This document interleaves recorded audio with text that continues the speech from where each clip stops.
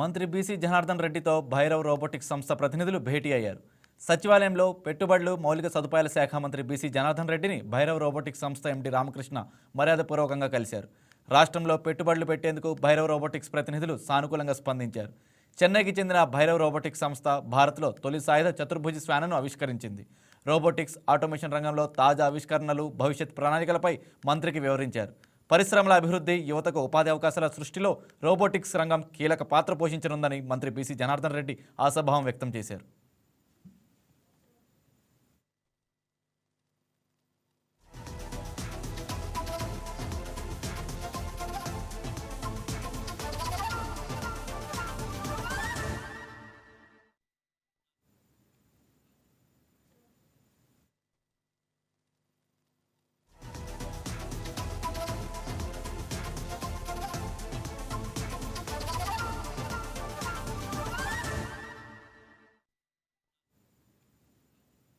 ఈ వీడియో మీకు నచ్చినట్లయితే లైక్ కొట్టి షేర్ చేసి మా వైకే టీవీ ఛానల్ని సబ్స్క్రైబ్ చేయండి.